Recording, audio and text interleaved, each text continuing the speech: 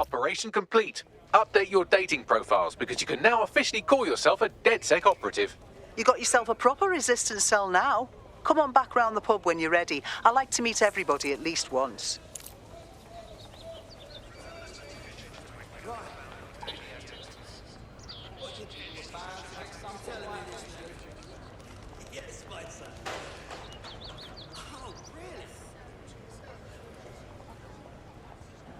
This is why I'd rather stay at home.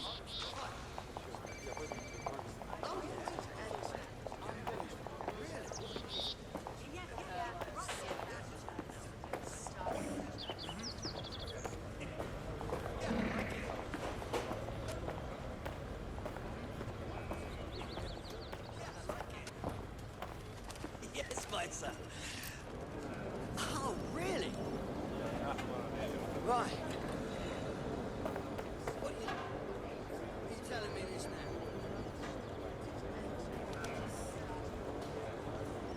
Hi. Oh, yeah? Yeah, hi. What?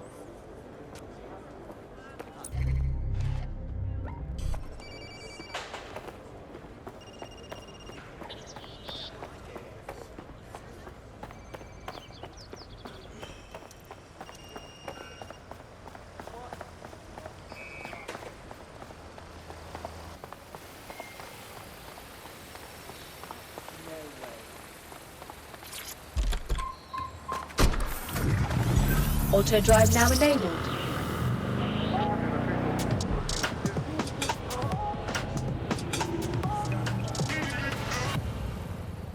This is London Calling. You're listening to Buccaneer, your source for what they don't want you to know. With me, Tash. It's hard to believe that there could be shortages of food and medicine in an advanced country like ours, and yet here we are. Those old government promises of adequate food turn out to be just another lie. Today we're short of basic foodstuffs and vital medical supplies.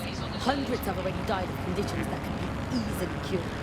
The black market means that criminal gangs like Clan Kenny run our cities. And Prime Minister Dev Hasani isn't even around to pretend to care. How do we go from a consumer paradise to a place of empty shelves and fighting for supplies? What turns a land of plenty into a wild west of hoarding, food battles and black market barons? We protect everyone who comes on the podcast by keeping their identities a secret. Here's veteran political reporter Ian on the power behind shortages.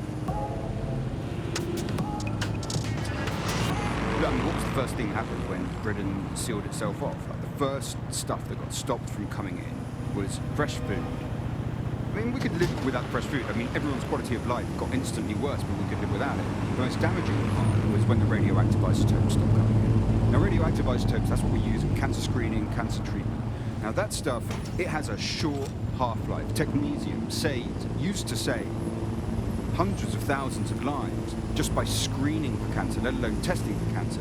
But that stuff has a half-life of 66 hours. As soon as those walls went up, there was just no time to bring it into the country, and that is when people started dying. And then the medicines. The thing is, there's loads of medicines that you just can't stockpile. There was a moment before it took place when actually there were some efforts to try and stockpile some of the medicines. There were some things that could be done. For a lot of it, there was nothing that could be done. We had a major problem with drugs for schizophrenia. So we saw such an uptick in the kind of attacks that you saw in the street and people suffering on their own because they didn't have the mental health drugs, because those drugs simply couldn't be stockpiled. We eventually found the same thing with foods that weren't produced in the UK. And the trouble with the UK was Auto drive we now don't disabled. produce our own food. We never have. For hundreds of years, we produced under half of our own food. So as soon as those walls went up, we started having significant material problems in the country. I mean, Britain always told itself it had this national myth, right, that it would, because it got through the war, that it could go through any kind of hardship. And that wasn't true, the case.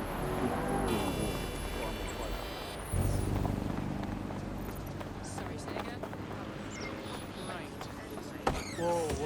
Turn it down.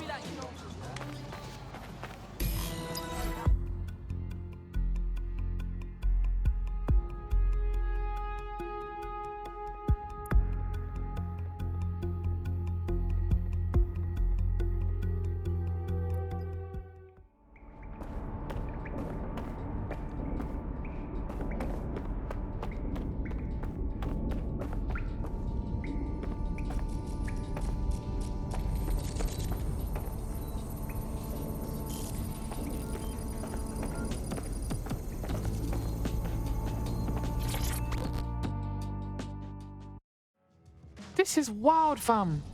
I've been at your pub before. I never thought any of this could be here. Good, it's working then. And nice work with that little errand. I mean it.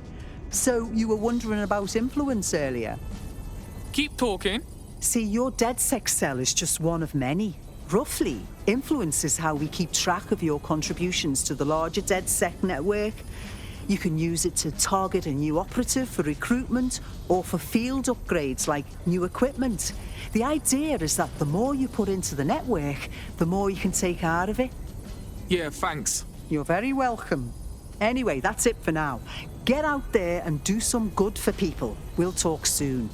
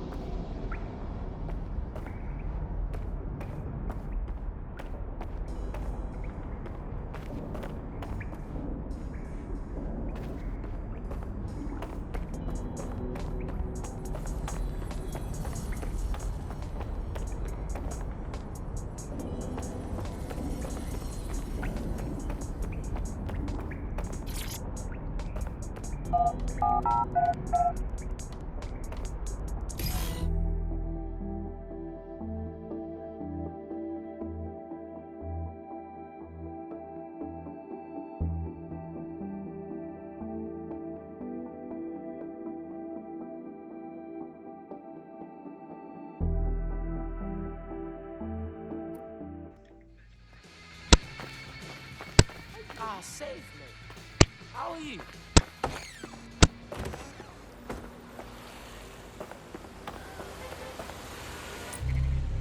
One more thing.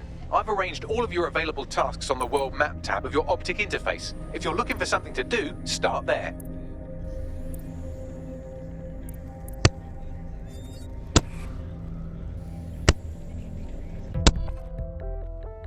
Good news. It's time to put your life on the line for the Resistance. Thank God.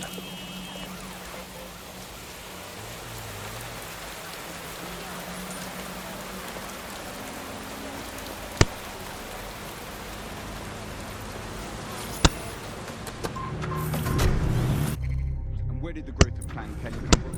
It came from people wanting the things that they could previously get legitimately and could now only get through the black market, funneling funds towards criminality. And from there, we got to the situation we have now of this bit of war between criminals and security that seems to dominate what's going on out there on the streets. Nothing shakes people's faith in capitalism quite as much as when capitalism fails to deliver. Here's underground writer and analyst Alfie, The Politics of Poverty. I think what we Connie's informants have located a car that needs trashing. You figure out the rest. one key promise that capitalism makes to its citizens is that there will be surplus, that we will have plenty, and that's the whole logic for running society in this way, that people will have enough. And now, with this kind of huge shortages of everything, you're seeing that system collapse. It hasn't delivered on its primary promise. And I think we've really reached a situation where we have to do away with capitalism entirely. We're seeing a situation where there's shortages for the many, but for a few individuals, there's an elite who are not struggling and short of anything. So this is kind of fundamental inequality in the capitalist system, which is no longer producing the goods for most of us. Shortages are being used as well. I'm not saying that there isn't a real shortage. There possibly is real shortages, but shortages are being used as an excuse for those in power, those elites, to keep what they want and not give to the rest of us what we need. So the excuse that there's simply not enough to go around is a justification for maintaining a kind of power of the 1% and leaving the rest of us short. So if you're starving hungry tonight, If your parents can't get their medicine and your brothers and sisters have to steal to eat, remember, it's all for the good of Albion. Or Clan Kelly. Or someone. Just not us. But that's going to change. You've been listening to Buccaneer with me, Tash. Keep spreading the word and keep sharing the podcast. There's enough of everything out there for all of us. We just need the guts to take it back. Auto drive now disabled.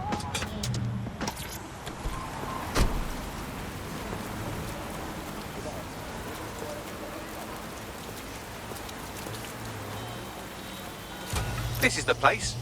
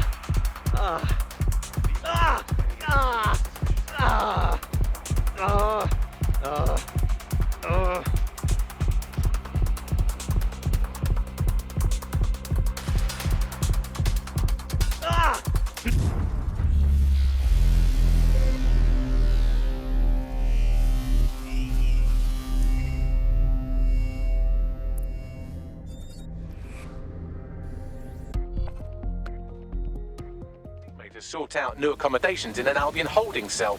Have London rents really gotten that bad? It's about time, yeah? Let's leg it.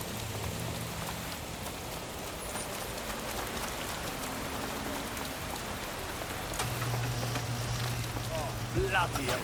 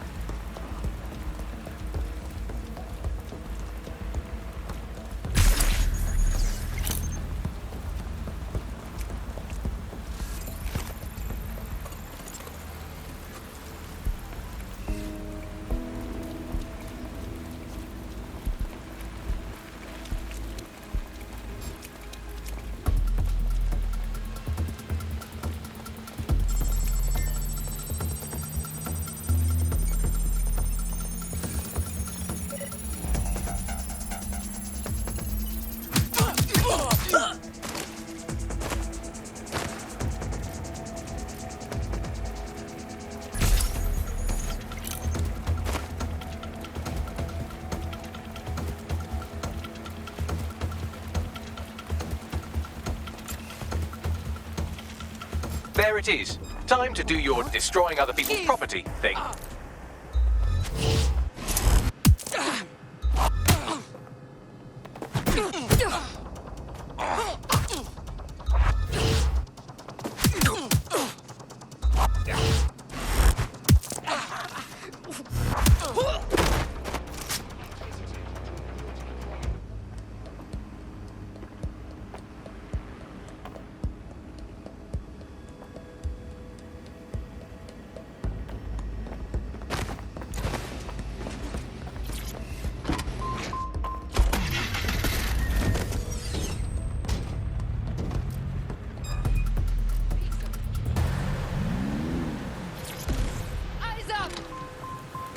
Hold it! Taking fire!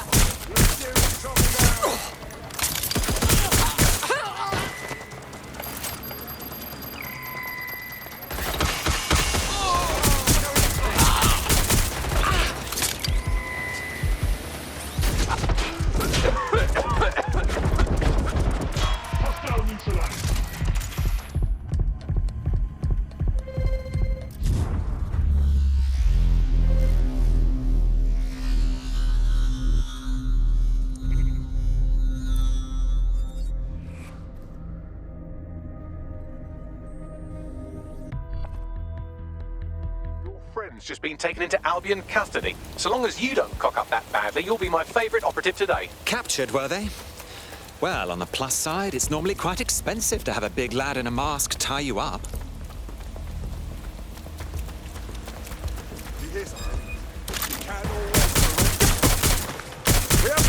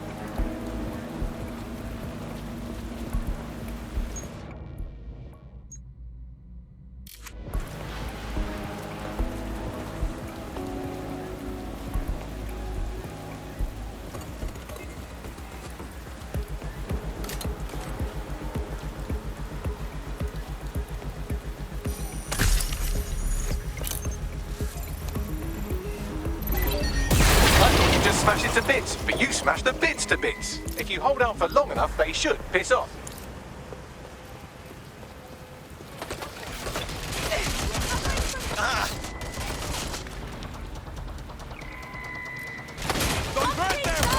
Get that stitched up! I'm taking some heat over here! Getting shot at here.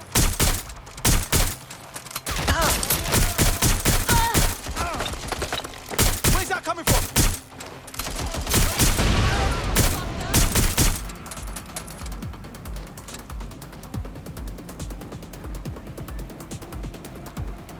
You fucked with the wrong people.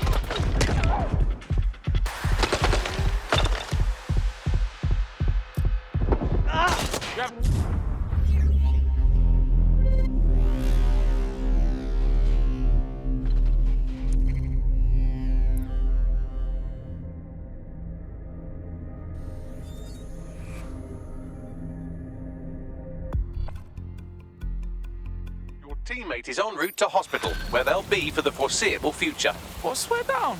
Who have I got to fuck up?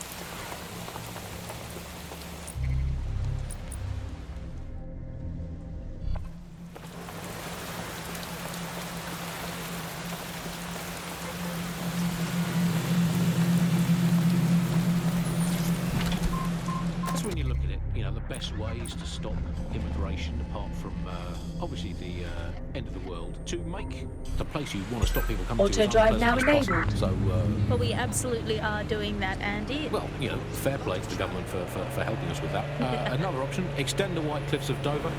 They've been resting on their laurels for too long. Very inefficient, it turns out, as a means of stopping immigration. We need to extend them like that. Another 11,000 miles. My a full wrap ADHD is making this around waiting around business a Great real Britain. And they could chore. do with being about 1.5 kilometres higher as well, with a special greasy coating to stop people clambering over the top or however they get in.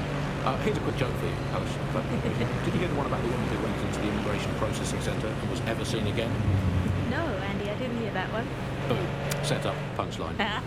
Classic. For those of you unfamiliar with it, the Immigration Processing Centre is, of course, where so many of our guests to Britain go for a longer than desirable game of involuntary hide and seek. You are listening to The Bug. I will conclude by saying, out of all the things wrong with Britain today, I think immigration is right up there, Alice. When you think of all the health professionals we've stolen from overseas over the years here in Britain, it's quite possible that all these people are just coming here to try to get an appointment with their local doctor. Yes, Andy certainly is someone who came from the expanded arm of the empire when Britain was still reaching out rather than folding in on itself. Most of us just come here to visit our stuff in the museums. It's the British way. Speaking of international movement, Britain has recalled all European ambassadors after a spy scandal. I think this is probably a good thing because British foreign politicians are always putting their foot in their mouths. How much worse can they do if they're not there? I mean, by definition, the fact that there's a spy scandal means that they were terrible spies. The point of spies is that there's never a spy scandal. Yeah, but let's give credit to all the spies that haven't been in scandals and therefore might as well not exist. Well, they've arrested those German spies in that SIRS crackdown on the illegals in Hackney, and I think that's a sad thing. I think I used to think of Germans as quite scary, but that was because I've been watching World War II movies where the Germans all have English accents. They speak in that very, precise way. It's very, we have ways of making you talk. And now Germans all have that American accent, where it's all like, welcome to the party, we're having a really nice time. They're much friendlier Germans. Let them stay. Well, that's all today, Bugsters. Remember, it's not as bad as it seems. Honestly. I hope. Until next time. Bye-bye.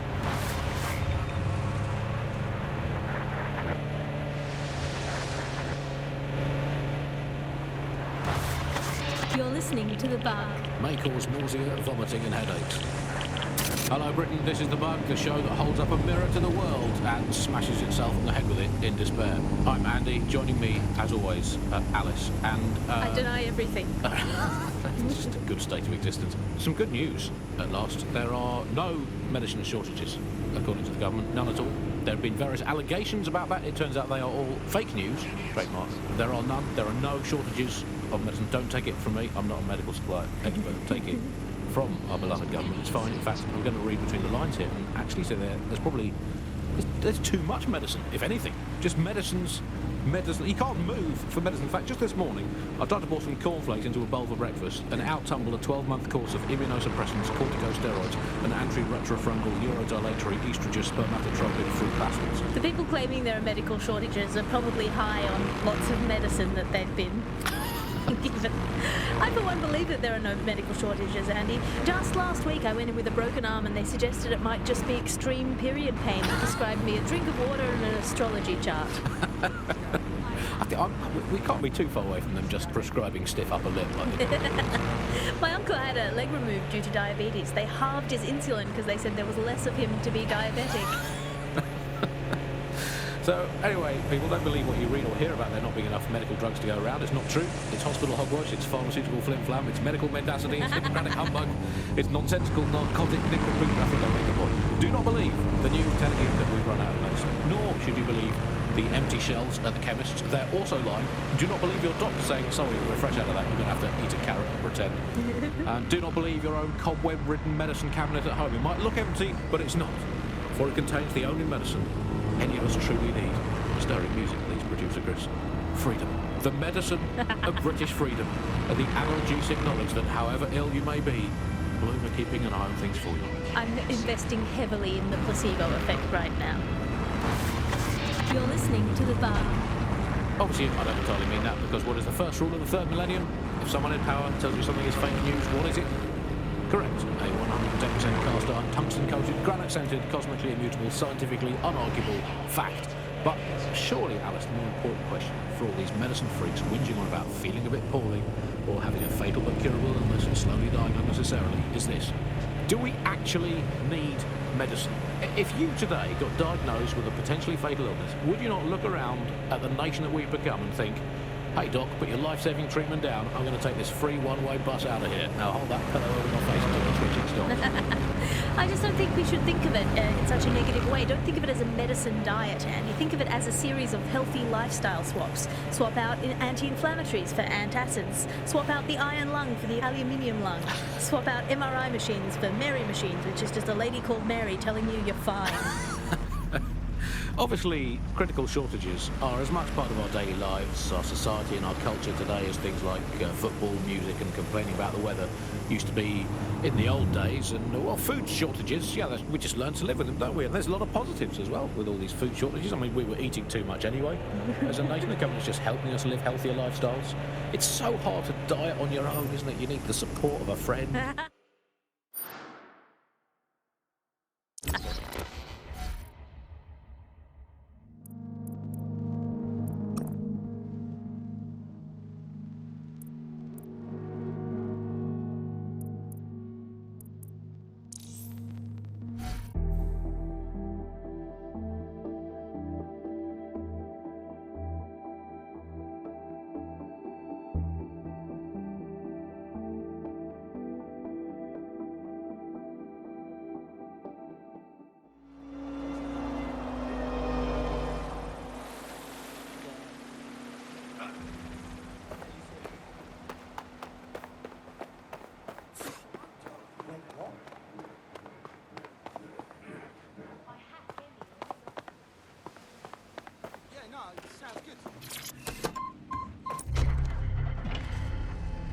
Or a loved one, or a government, or collapsing social infrastructure. Positive 2, me. Auto drive Very now bad for the enabled. environment.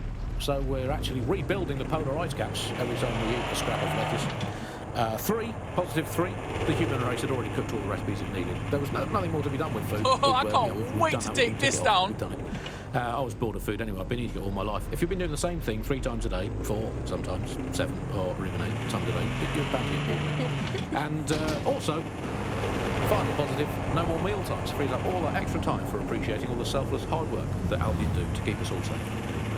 Well, as you say, Andy, people are drawn to novelty, and everyone's had breakfast once. Why you gotta keep having it again and again? Boring, repetitive. There's enough of that in life as it is. You are listening to The Bug. Well, another story that has come to the fore recently is that all European imports have been banned for public health reasons, which is great news. I mean, at least we can get ill eating good, home-produced, locally sourced, British industrially unsafe food. That's something we can all cling to. Public health reasons, those are curious words. I guess I can use that now in case the public gets too healthy to be like the Mediterranean. It's like British food for British tummies. Spelt, Nettles, rabbit. That's all we need. That's all we need in the glory days. Everyone round to Nigel's for dinner. Who needs Italian olives when you can eat pickled rubber bands and a soup of regret? Who needs a nice cheese when you can eat a lukewarm, unspecified rat meat pie with 0 spices? Sand, nettles, and bits of dead fox. That's all we needed to eat in the glory days. Let's make Britain great again. That's all from The Bug today. Good night, sleep tight, and make sure the bed bugs do bite.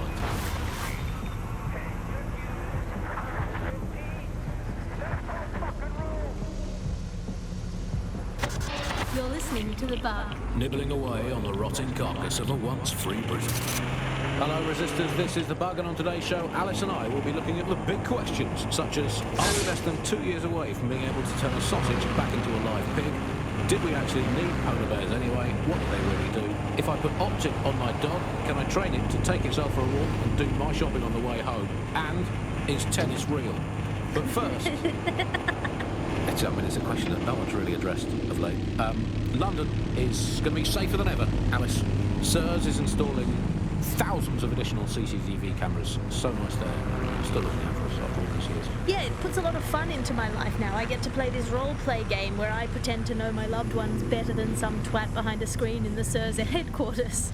I mean, I guess we shouldn't complain. I mean, SIRS really just stepping into the vacancy left when it became patently obvious that God had retired. We think of that. The similarities, omnipresent, omniscient, judgmental, stripping away your finances and freedoms, dishing out random punishments, he's in a pot. All it needs to do, sir, is ban me from eating something. What's it going to be this time? Not bacon again, please. Please, not bacon. I couldn't. Courgettes. Ban courgette. I could take you back to courgettes. I'm happy with that. Makes me feel important knowing that I'm being watched with everything I do, Andy. Well, it's just not. It's reassuring, isn't it? It's like having an extra aunt.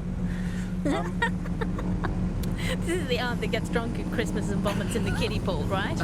Get that on. This is the bug on the Buccaneer. The bug. Let's move on now to sport. Well, the closest thing we have to sport now, riots. I mean, riots my favourite sport now. Alex, ever since they turned the old from the cricket ground into the immigration processing centre. And, rioting it's a great sport. It's fun for all the family. It's guaranteed action. It's pleasingly fun. I mean, I know the underdogs never win, but that's not top level football, but it's still fun to root for, isn't it? Go team, people of Britain. Oh, never mind, you've been crushed by the machinery of the state again. Still, good effort, lots of positives to take away from today's riot. I'll come back stronger next time. Our luck's going to turn, I can feel it. It's our season. It's our season. You can't spell riot without right, and by right I mean right wing.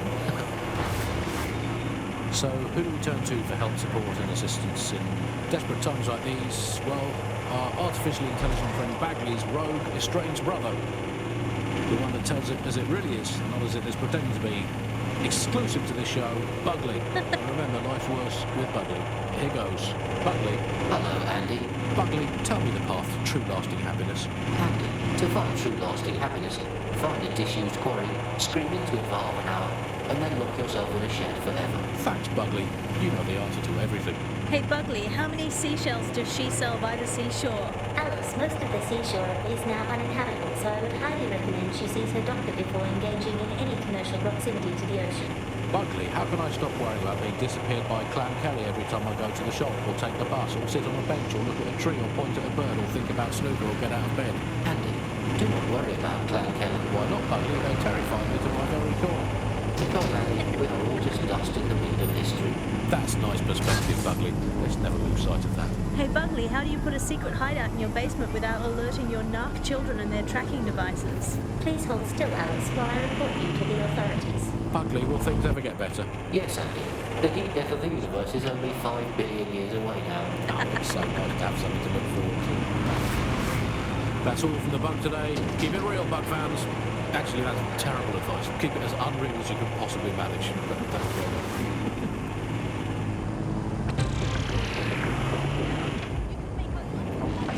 Hello and welcome back to The Upload. In this episode, we're talking about CTOS 3.0, the city operating system that's now powering all of London.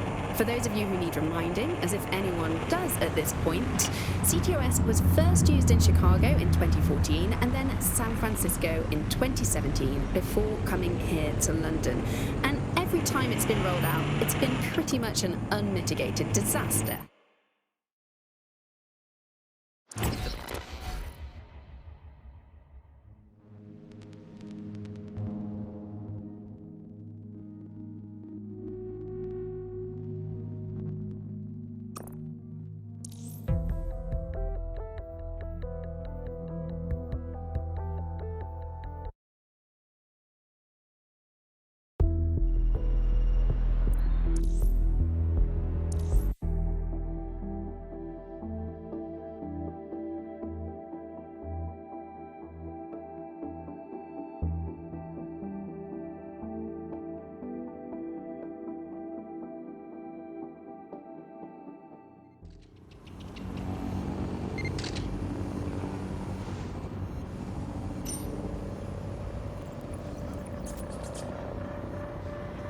Strange goings on.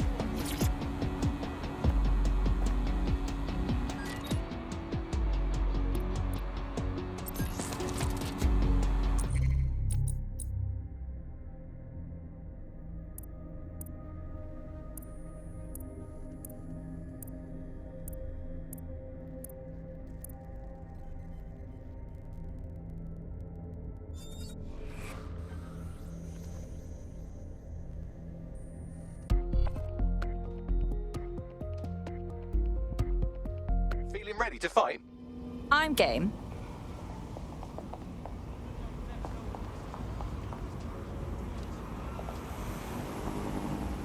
Ask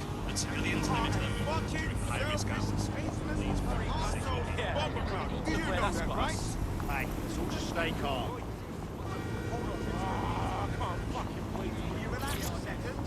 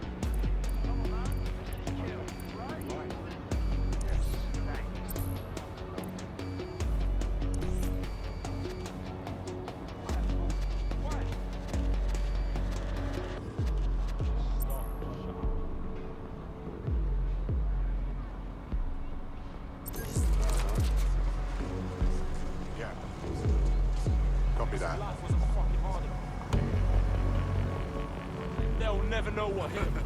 Yeah? You wanna fuck with me, huh?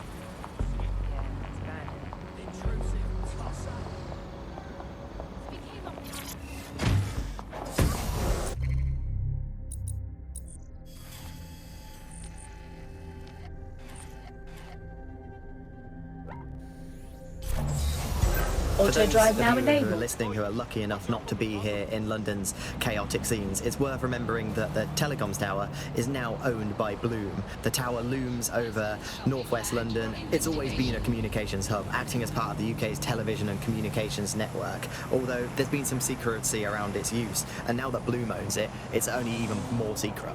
Yet now everything that's part of Bloom's city surveillance operation is run through the telecoms tower. And I have to say, it looks completely ridiculous. It's got that silly crown thing at the top and all the blue light. What's that even about? What does it do? I don't see that there's any purpose to that at all. It's a blight on the skyline, if you ask me, and it's become the main point of control for millions of people. The System Network and Bagley are both operated and streamed from there too. And don't forget about the self-driving cars too. I always thought they were just running on their own. No, CTOS is the big control system behind the cars. There was a point back in the earliest days of self-driving car technology that they operated by themselves. They used to use a series of sensors to see the world around them. Radar, for instance, would look far off into the distance, while LiDAR would detect objects nearby. And while these cars still use some of this technology, Bloom CTOS and its detailed maps and data that it has on London really makes Bloom be able to take control of it. And CTOS can take control of your car if you're parked incorrectly. It's no surprise that it was made mandatory to have a self-driving car. The system is so bad though, it's so annoying. Whenever I try to use one of the shareable self-driving cars, I always find myself stuck in traffic jams or roadblocks. Not to mention the accidents. I've heard so many stories of cars shunting into the back of others. I think they're worse than human drivers sometimes. The technology was meant to make things better, but Bloom has made it so bad that it just makes London even more chaotic than it was before. I'm giving up on the cars. I'm only using the bikes, which are not self-driving at the moment, at least. And don't even get me started on the data. Everything that Bloom sees from your movements around the city and the self-driving cars is collected and feeds back into its big information control system. Oh, not you and Bloom and privacy again. You're a broken record. Not as broken as our city's cars.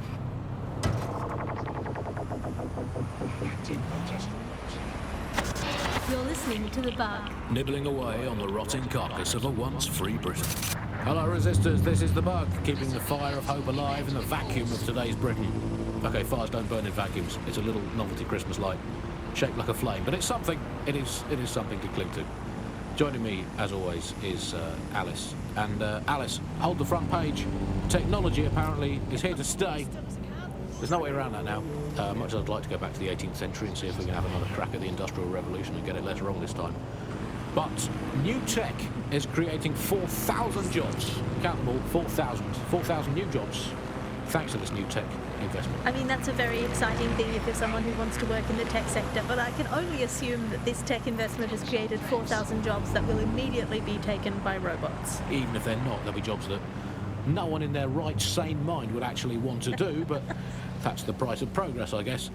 And we have to embrace the way technology is taking over everything, because maybe this is a ray of hope for us in this darkened universe, that technology will in fact render us all obsolete, and we won't need humans at all, because look at the bad things that are happening now.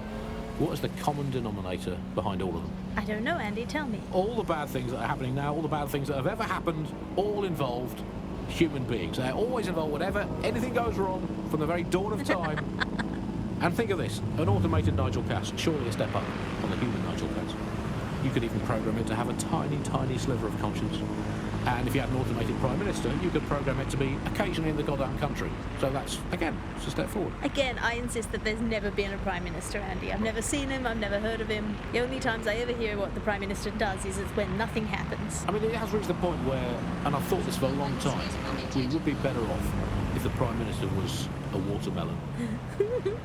No, it would be, I think we'd all be happy with that. We'd all know where we stood. You hear him being praised for his diplomatic skills all the time, but the best mark of diplomacy is when nothing happens. So good diplomacy is indistinguishable from him doing absolutely nothing. You are listening to The Bar. 4,000 new dream jobs for everyone. All I can say, Alice, is that I'm very glad that my children studied drama at school, because that has set them up for life in modern Britain. That is the one core skill they need, the ability to pretend that they are living happy and fulfilled lives, that they have jobs that are worth doing, and that they're making the planet a better place, and that they control their own destinies, and that they have even a parody of a private life, and that they can smile without crying. That's what drama teaches them to do. Crucial skills in this day and age. Of course, it's not just the jobs that have been technologicalised beyond all recognition, it is also all reality. Thanks once again to Optic. According to Bloom, the Optic system is now the most secure it's ever been. And, well, of course, I mean, it's so convenient, Optic, isn't it? It saves us so much time and hassle trying to exist in a kind of realm of reality. I don't even need to bother with that. I mean, sure, the government has hacked into my soul and now basically monitors my every waking moment and thought. But at least I don't have to type, where's my nearest coffee shop, into a search engine. At least I don't have to waste anything between 8 and 12 seconds every day going online to look up how to make a bowl at Newsweek. And at least I'm not frittering away my precious mental energies thinking, what do I actually think?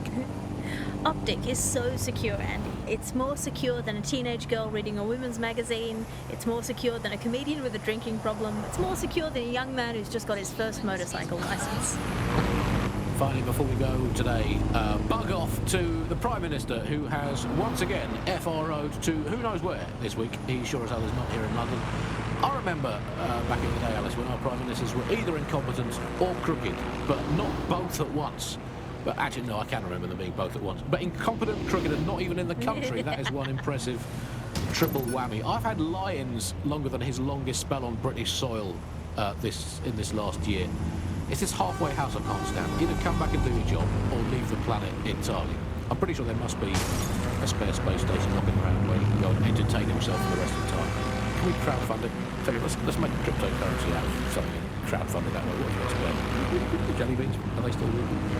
He's away so often, Andy. I'm starting to think he doesn't like the country. That is all from the Bug today. Fly away, bugs. We are done.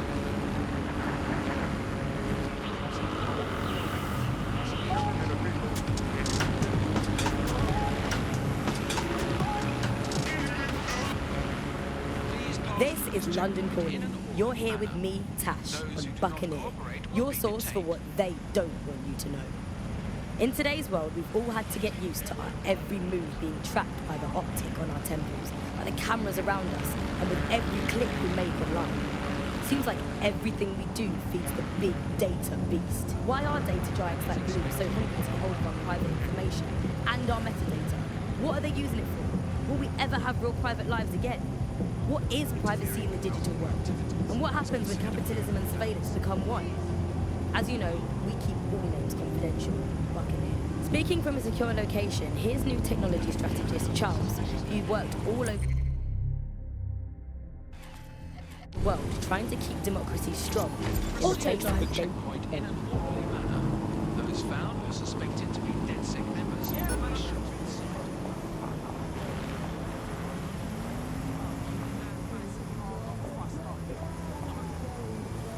Go on, piss off. You fly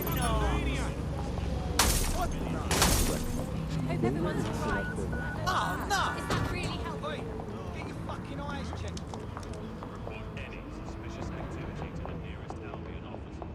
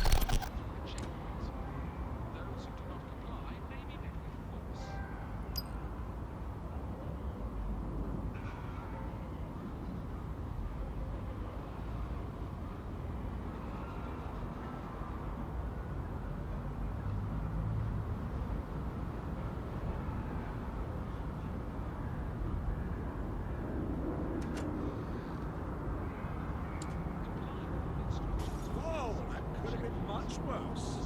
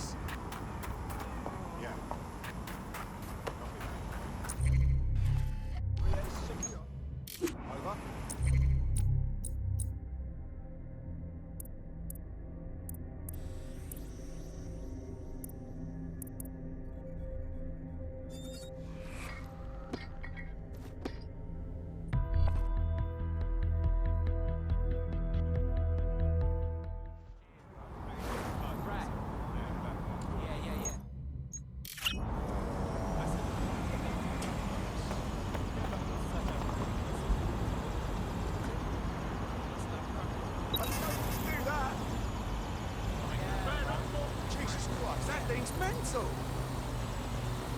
Waiting area private.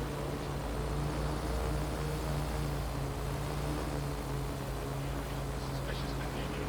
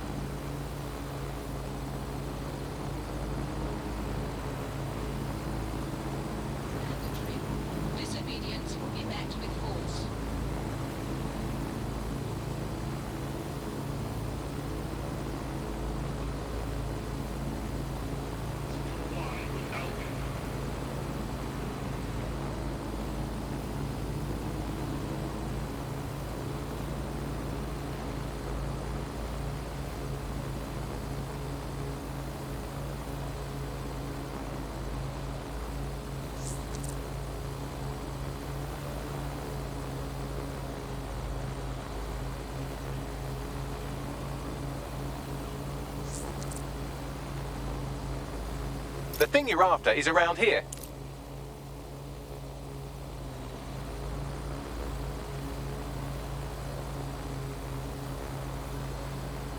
Begin searching.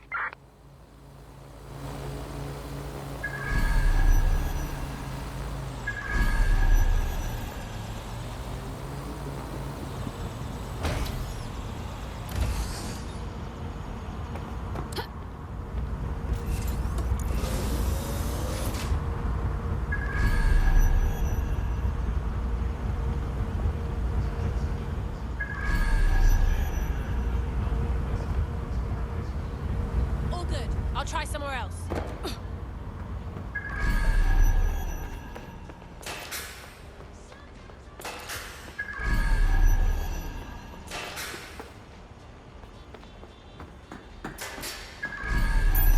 There it is. You can hack in from there.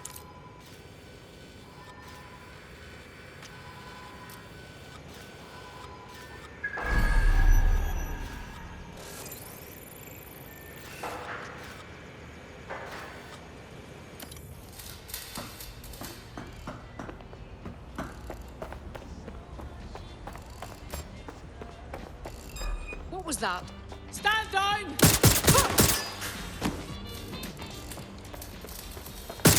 Put the gun.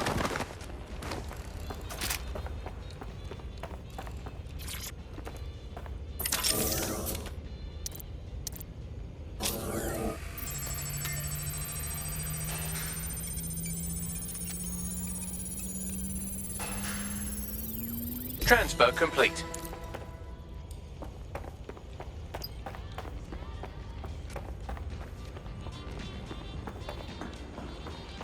Albion is permitted to access our data.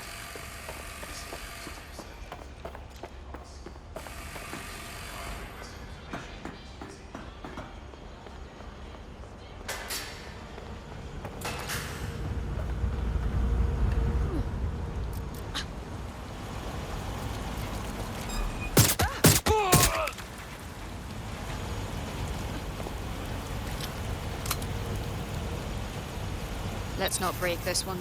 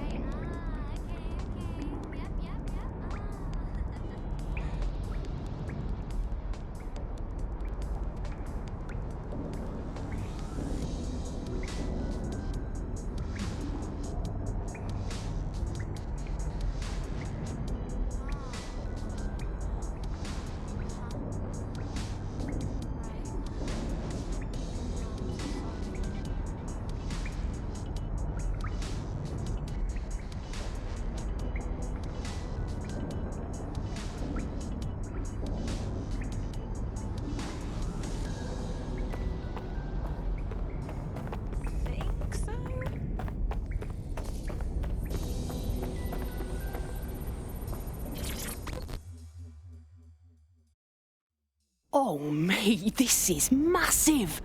I never thought we'd get this kind of reach. What do you mean? It's fucking Stormzy. You know, Bossy Bob. Shut up. Bloody Glastonbury. The man sent us a message and he's asking for DedSec by name. We're in the big times now, mate. We got us a fucking high-profile contract right here. Fuck yeah. I'll send you the message. And for the love of fucking God, do not cock this up.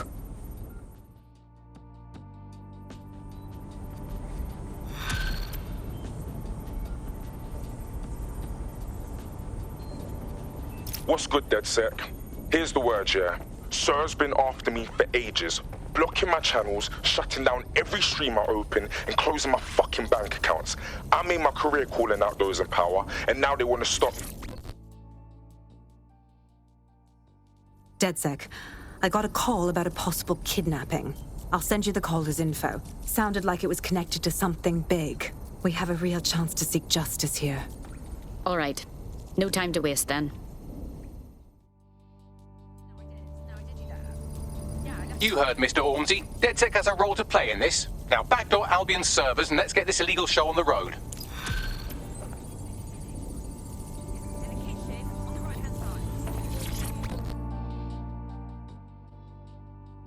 Hello. Yo, what's good?